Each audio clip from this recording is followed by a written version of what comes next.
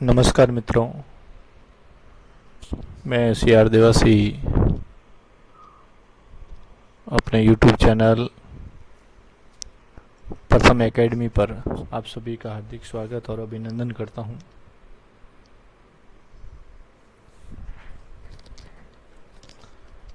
जैसा कि मित्रों, कल मैं सीरीज के फूल आचार्य हजारी प्रसाद जी द्विवेदी का निबंध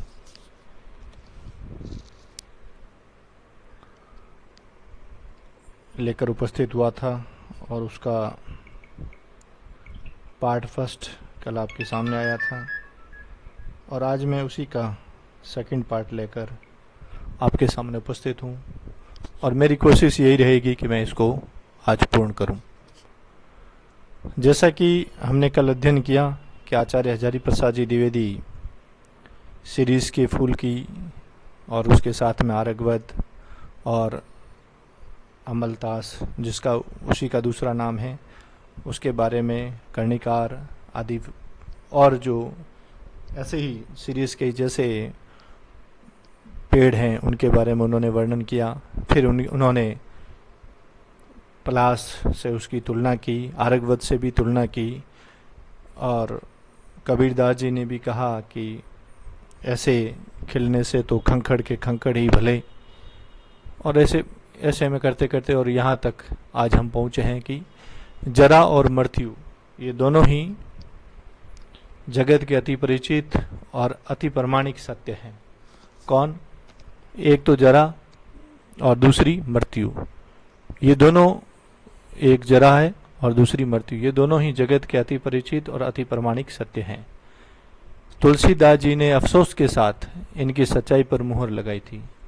तुलसीदास जी ने अफसोस के साथ में, क्योंकि उनका बस नहीं चल रहा था, लेकिन उन्होंने कहा कि ये वास्तव में एक ऐसी हकीकत है जिसे हर किसी को मानना पड़ेगा। और वो कौन है? एक है जरा यानी कि जन्म और दूसरी मृत्यु यानी कि मरण। ये दोनों ऐसे शाश्वत सत्य हैं जिसको हमें हर किसी को मानना पड़ता है।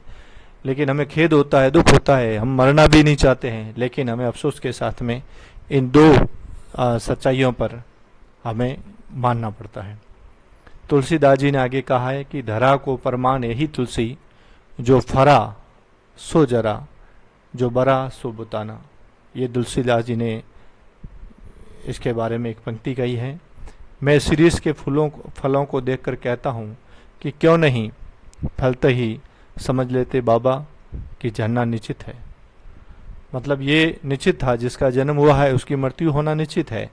तो सीरीज को भी उसी समय सोच लेना चाहिए था कि उसका जन्म हुआ है तो उसकी मृत्यु भी एकदम एक दिन निश्चित है। तो उसने उस शाश्वत सत्य को माना क्यों नहीं? आगे कवि कहते हैं, लेखक कहते हैं कि सुनता कौन है? वो आज के परिप्रेक्ष्य में कह रहे हैं कि भी सुनता, लेकिन अगर हम किसी को सच्ची बात कहें, लेकिन मानता कौन है? महाकाल देवता सपासप कोड़े चला रहे हैं और जीर्ण और दुर्बल झड़ रहे हैं। अब बसंत का समय है और बसंत के समय में स्वाभाविक है कि महाकाल देवता यानी कि पतझड़ का मौसम है और ऐसे में जो जिनके पेड़ पत्ते वगैरह सभी पुराने हो चुके हैं वो सभी झड़ रहे हैं। और उसमें झड़ कौन रहा है? जीर्ण और दुर्बल हैं, जो कमजोर हैं वो झड़ रहे हैं। जिनमें प्राणकण थोड़ा भी उधरमुखी है, अर्थात जिनमें विरोध करने की थोड़ी बहुत भी ताकत है, वे टिक जाते हैं। अर्थात यहाँ पर कवि कह रहे हैं कि जिनके प्राण कण थोड़े भी उधरमुखी है, मतलब जिनमें विरोध करने की जिनमें शक्ति है, वे टिक जाते हैं। दुरंत प्राणधारा और सर्वव्यापक कालाग्नि का संघर्ष निरंतर चल रहा है। यानी कि दुरंत प्राणधारा यानी कि जीना भी चाहते हैं, और सर्वव्यापक कालाग्नि यानी कि जो काल की जो अग्नि है, जो शाश्वत सत्य है कि जिनका जन्म हुआ है उनको मरना है, उन दोनों के बीच में संघर्ष निरंतर चल रहा है। मूर्ख समझते हैं कि जहाँ बने हैं वही देर तक बने रहें तो काल देवता की आंख बचा जाएंगी। अब मूर्ख लोग समझ रहे हैं कि जहाँ बने हैं यानी कि जहाँ पर हम, जैसे कि सीरीज के पेड़ में जहाँ पर वो पत्ते लगे हैं या फिर फूल लगे हैं, फूल से वो फल बने, तो अब वो सोच रहे हैं कि हम जो बने हैं तो हम वो देर तक बने रहें, लेकिन तो ऐसे में हम काल देवता की आंख से बच जाएंगे। भोले हैं वो। कवि ने ऐसे लोगों को क्या कहा है? भोले कहा है। हिलते बुलते रहो, स्थान बदलते रहो, आगे की ओर मुंह किए रहो तो कोड़े की मार से बच भी सकते हो, जमे कि मरे। अब यहाँ आचार्य हजारी प्रसाद जी द्विवेदी के का कथन है कि भी हिलते डुलते रहो, स्थान बदलते रहो,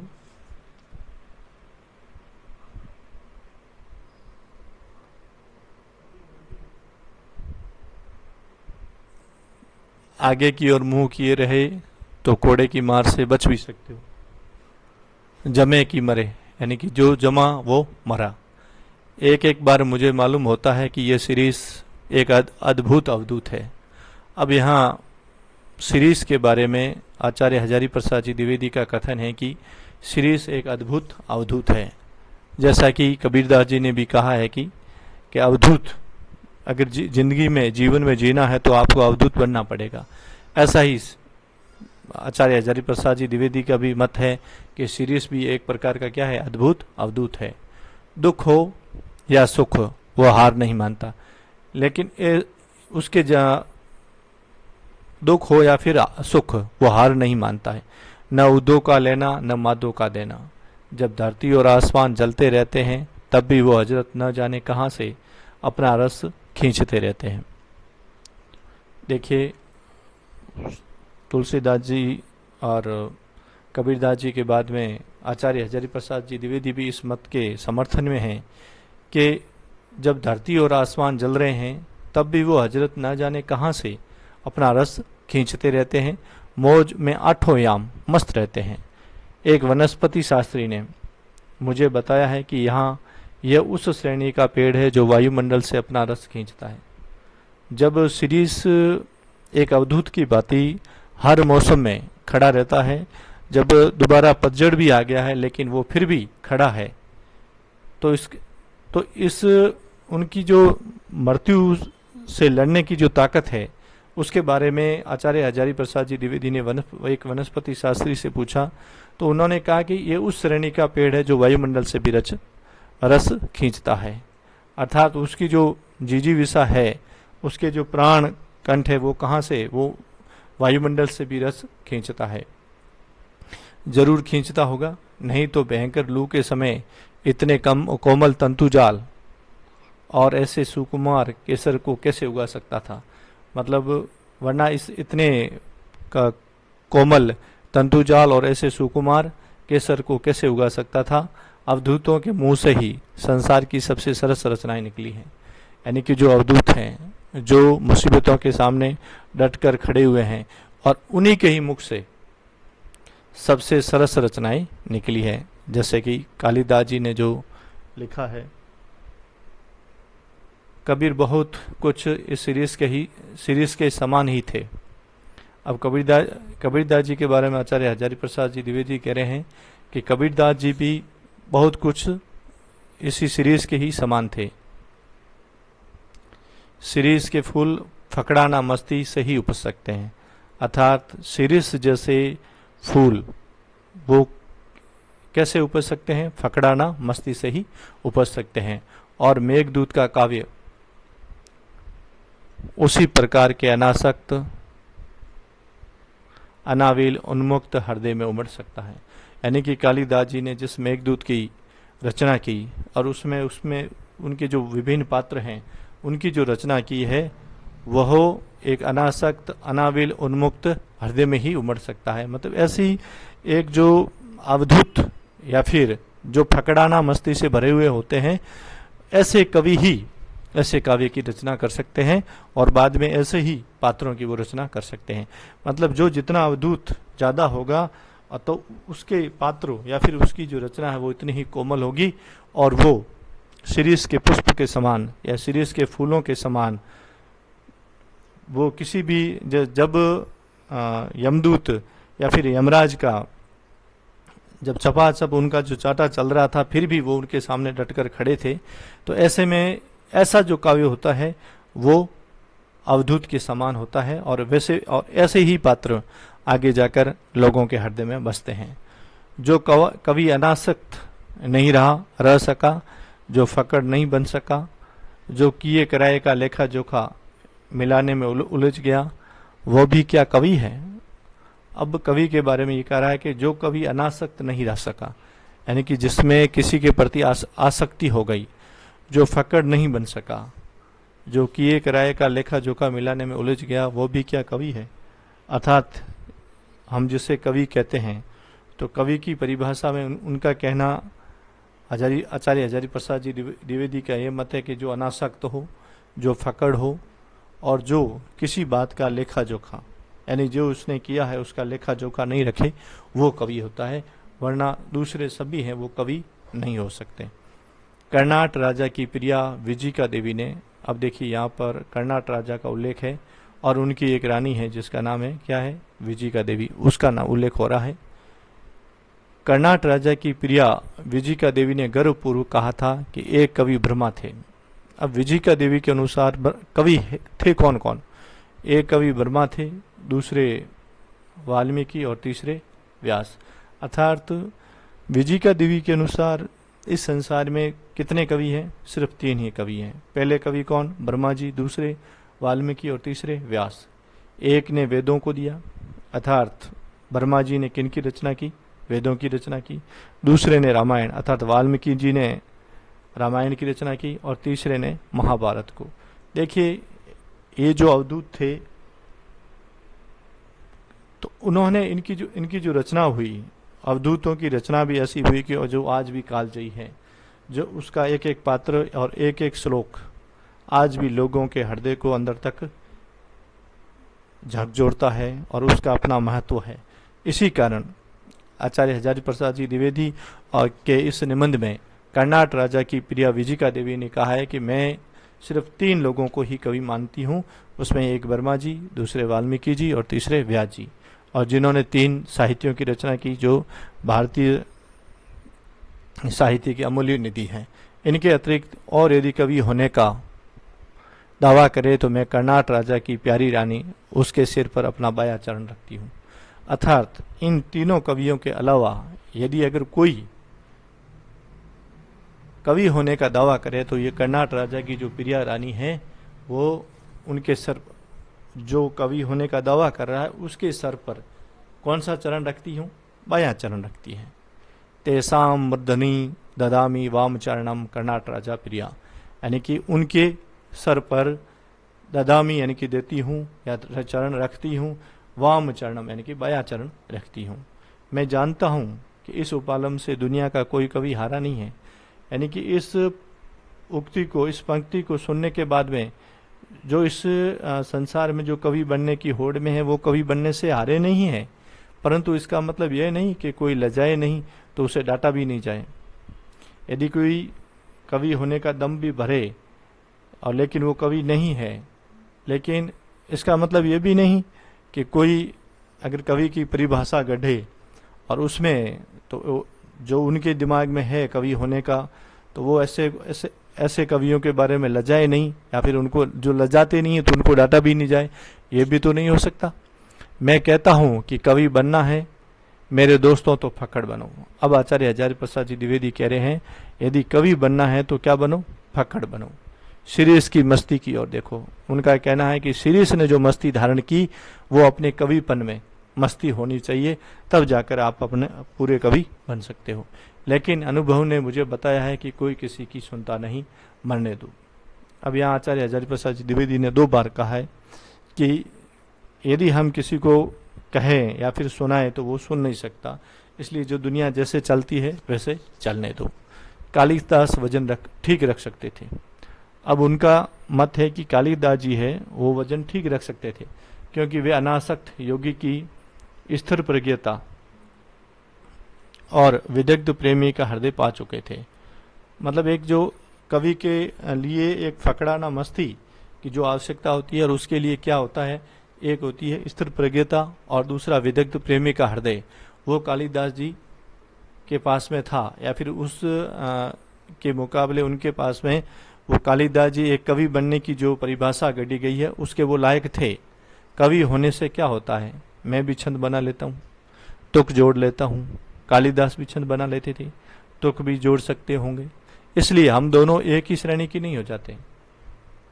मतलब कवि होने का मतलब यदि ये हो कि छंद बना लेना हो, तुक जोड़ लेना हो, तो ये काम कालिदास जी भी कर लेते थे, तुक भी जोड़ सकते होंगे, इसलिए हम दोनों एक श्रेणी की नहीं हो सकते। लेकिन ये काम सिर्फ छंद बना लेना और तुक जोड़ना ये कोई कवि कर्म नहीं कहा जा सकता।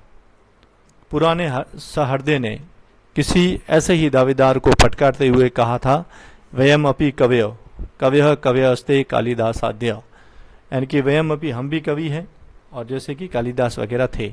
मैं तो मुग्ध और विस्मय विमूढ़ होकर कालिदास के एक एक श्लोक को देखकर हैरान हो जाता हूँ।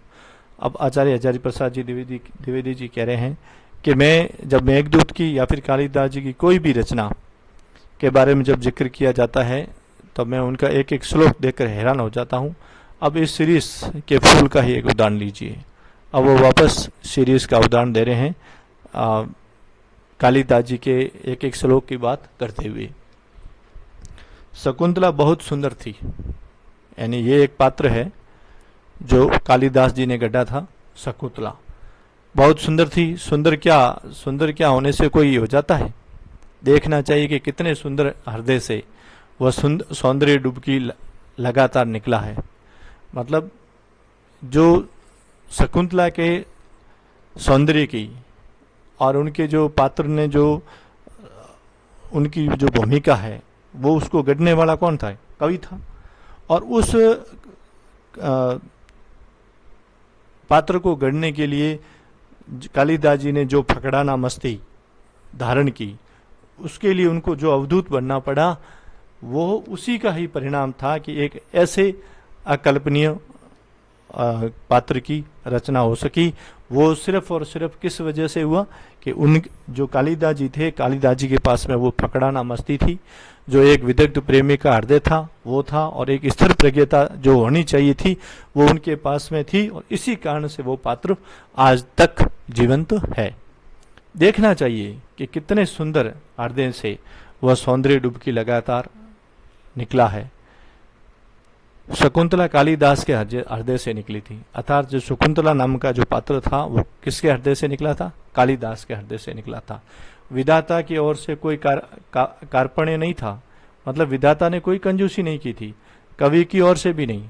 अर्थात जैसा कवि ने जैसी कल्पना की शकुंतला के बारे में, वैसे ही विधाता ने भी उनके लिए, उनके सौंदर्य बोध के लिए कोई भी कल्पना या फिर कोई कंजूसी नहीं की। लेकिन कवि की ओर से भी नहीं हुआ। राजा दुष्यंत भी अच्छे भले प्रेमी थे, उन्होंने शकुंतला का एक चित्र बनाया था, लेकिन रह रह कर उनका मन खींच उठता था। यानी कि जब राजा दुष्यंत जो एक चित्रकार भी थी, उन्होंने जब शकुंतला का जो चित्र बनाया, उस चित्र में उन्हें एक कमी खल रही थी, और इसी कारण से उनका मन बार बार खींच उठता था। कहीं न कहीं कुछ छूट गया है। बड़ी देर के बाद उन्हें समझ में आया कि शकुंतला के कानों में वे उस शिरीष के पुष्प को देना भूल गए हैं।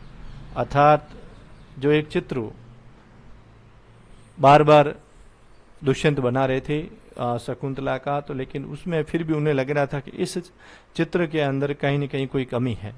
तो वो मीन मेख निकालते निकालते लास्ट में उन्हें मालूम चला, अंत में उन्हें मालूम चला कि इस जो शकुंतला के जो कान है, इस कान में किसकी कमी है, या फिर कौन सा एक जो देना भूल गए, शिरीष के पुष्प को देना भूल गए, जिसके केसर गंडस्थल तक लटके हुए थे, और रह गया है शरत चंद्र की किरणों के समान कोमल और शुभ मृणाल का हार।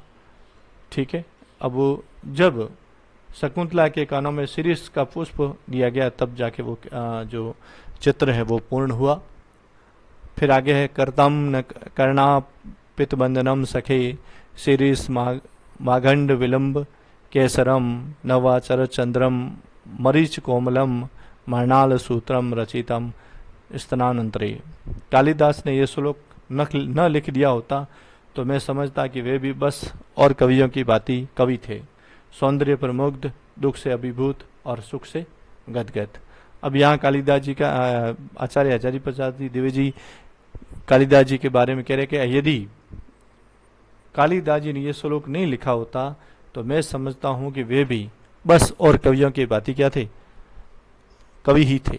सौंदर्य पर मुग्ध, दुख से अभिभूत और सुख से गदगद। पर कालिदास सौंदर्य के बाह्य आवरण को भेद कर उसके भीतर तक पहुंच सकते थे, और यही जो अंदर तक या फिर भीतर तक जो पहुंचने की कला है, यही वो पकड़ाना मस्ती है, वही स्तर प्रज्ञता है, और वही जो एक विदग्ध प्रेमी का हृदय जो एक कवि में होना चाहिए, वो ही ऐसे पात्र की कल्पना कर सकता है। वरना कालिदास जी भी जो अन्य कवियों के भांति ही हो जाते, लेकिन उन्होंने उससे आगे पहुंचकर सिर्फ शकुंतला के बाह्य सौंदर्य तक वो नहीं रहे, वो उनके आंतरिक सौंदर्य तक भी पहुंचे। दुख हो कि सुख, वे अपना भावरस उस अनासक्त कर्षिवल की भांति खींच लेते थे, जो निर्दलित इक्षुदंड से रस निकाल लेता है। जिस प्रकार से जो इक्षु का दंड होता है उससे रस निकाल देते हैं, उसी प्रकार से कालिदास जी ने भी अपनी कवि की कल्पना से जो एक सौंदर्यवद जो शकुंतला में दिखाई दिया, उसकी उन्होंने वो कल्पना की और उस तक वो पहुंचे। कालिदास महान थे क्योंकि वे अनासक्त रह सकते थे। कालिदास महान थे, इसका कारण क्या है? क्योंकि वो अनासक्त थे। कुछ इसी श्रेणी की अनासक्ति आधुनिक हिंदी कवि सुमित्रानंद पंत में भी है। जो अनासक्ति कालिदास जी में थी, जो एक, तो वो अगर आधुनिक काल में अगर किसी के पास में है तो वो किसके पास में है? आचार्य सुमित्रानंद जी पंत के पास में। कविवर रविंद्रनाथ में यह अनासक्ति थी। इसके साथ में आधुनिक काल में सुमित्रानंद जी पंत, उसके बाद में रविंद्रनाथ जी में भी यही अनासक्ति थी। एक जगह उन्होंने लिखा है कि राजोद्यान का सिंह द्वार कितना ही अम्र भेदी क्या न हो, उसकी शिल्प कला कितनी ही सुंदर क्यों न हो, वह यह नहीं कहता कि हम में आकर ही सारा रास्ता समाप्त हो गया। असल गंतव्य स्थान उसे अतिक्रम करने के बाद ही है, और यही बताना उसका कर्तव्य है। यानी कि जो कवि कर्म होना चाहिए, उस कवि कर्म तक पहुंचने का साहस अगर यदि आधुनिक काल में किया गया है तो वो सुमित्रानंद जी पंत, और उसके बाद में तो है तो वो रविंद्रनाथ जी में था। क्योंकि उनमें एक कवि के हृदय में जो एक अनासक्ति होनी चाहिए वो उनमें थी। फूल हो या पेड़, वह अपने आप में समाप्त नहीं है, वह किसी अन्य वस्तु को दिखाने के लिए उठी हुई उंगली है, वह इशारा है। शिरीष तरु सचमुच पक्के अवधूत की भांति मेरे मन में ऐसी तरंगे जगा देता है। अब कह रहे हैं कि एक अवधूत की भांति जो फकड़ाना मस्ती से भरे हुए हो, और ऐसे शिरीष जैसे पुष्प ही पक्के अवधूत की भांति मेरे मन में ऐसी तरंगे जगा देता है जो ऊपर की ओर उठती है, मतलब जो उदरोमुखी होती है, जो जीवन के लिए संघर्ष करे। इस चलकती धूप में इतना सरस वो कैसे बना रहता है? क्या ये बाह्य परिवर्तन, धूप, वर्षा, आंधी, लू अपने आप में सत्य नहीं है? हमारे देश के ऊपर से जो ये मारकाट, अग्निदहा, लूटपाट, खून खच्चर का बवंडर बह गया है, उसके भीतर भी क्या स्थिर रहा जा सकता है? शिरीष रह सका है। अब कह रहे हैं कि जो अब कवि शिरीष के पुष्प के माध्यम से उन्होंने सर्वप्रथम जहां से बात शुरू की उसमें व्रत संहिता का उल्लेख किया, उसके बाद में उन्होंने कात्यायन का उल्लेख किया, और उसके बाद में कालिदास जी का, और फिर आधुनिक काल में आते आते उन्होंने सुमित्रानंद जी पंत और रविंद्रनाथ टैगोर के बारे में बात की। और अब वो कह रहे हैं कि आज जो वर्तमान भारत के जो हालात हैं, और उसमें हमारे देश के ऊपर जो मार काट, अग्निदहा, लूटपाट, खून खच्चर, ये सब कुछ हो रहा है, उसके भीतर भी क्या वो स्थिर रहा जा सकता है? एक जैसे शिरीष रह सका। मतलब शिरीष ने जो सर्दी, गर्मी, वर्षा रूपी जो बवंडर, अग्निदहा, लूटपाट, खून खच्चर और मारकाट सहन किया, और ये सभी सहन करके वो जीवित रहा। जब महाकाल का जो है, जो छपाछप जो चाटा चल रहा था, उसमें भी जो है शिरीष एक अवधूत की भांति खड़ा था। उसी प्रकार से यदि आज हमारे भारत में इतनी सब कुछ हो रहा है, और उसमें यदि कोई स्थिर रहा जा सकता है क्या? ये कवि का कहना है। जिस प्रकार से शिरीष रह सका है, अपने देश का एक बुढ़ा रह सका था। अब वो कह रहे हैं कि जिस प्रकार से शिरीष इतने दुखों के बाद, मौसम रूपी विभिन्न परिवर्तनों के बाद में भी जिस प्रकार से जीवित रहा, उसी प्रकार से हमारे देश में एक बुढ़ा रह सका था। क्यों? मेरा मन पूछता है कि ऐसा क्यों संभव हुआ? क्योंकि शिरीष भी अवधूत है। अब कह रहे हैं कि शिरीष भी क्या है? एक अवधूत है, जो फकड़ाना मस्ती से भरपूर है, जो स्थिर प्रज्ञ है, जो जिसमें एक विदग्ध प्रेमी का हृदय है। शिरीष वायुमंडल से रस खींचकर इतना कोमल और इतना कठोर है। शिरीष ने, यद्यपि उसके जो प्राण है, प्राण रस है, वो कहाँ से सींच रहे हैं?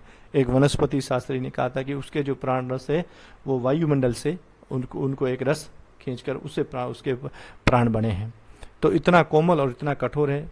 गांधी भी वायुमंडल से रस खींचकर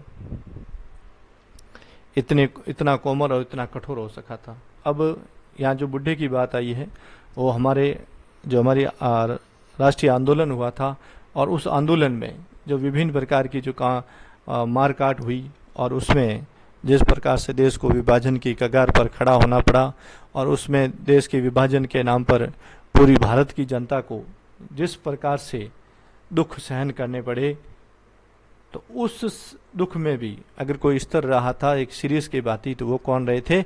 वो जो बुढ़ा है वो कौन था? वो महात्मा गांधी थे। और उनको रस कहाँ से? वो इतने कोमल और इतने कठोर होने की वजह क्या थी? क्योंकि उन्होंने जो रस, उनको जो रस मिल रहा था, एक फकड़ानी मस्ती मिल रही थी, वो कहाँ से मिल रही थी? वो वायुमंडल से मिल रही थी। मैं जब जब शिरीष की ओर देखता हूँ, तब हुक उठती है, हाय अवधूत आज कहाँ है। अब जब भी आचार्य हजारी प्रसाद जी द्विवेदी जब प्राचीन इतिहास की तरफ देखते हैं, देश की आज़ादी के उस क्षणों के बारे में जब सोचते हैं, तब उन्हें उनके हृदय में एक हुक उठती है, हाय वो अवधूत आज कहाँ है। इसी के साथ में ये शिरीष का फूल पाठ का यही वाचन समाप्त हुआ। मित्रों, यदि आपको मेरा वाचन अच्छा लगे तो इस चैनल को, जो प्रथम एकेडमी नाम से है, इसको सब्सक्राइब करें, लाइक करें, और इसमें किसी भी प्रकार की जो भी सुधार की गुंजाइश है उसके बारे में भी अपने कमेंट लिखें। जय हिंद, जय भारत।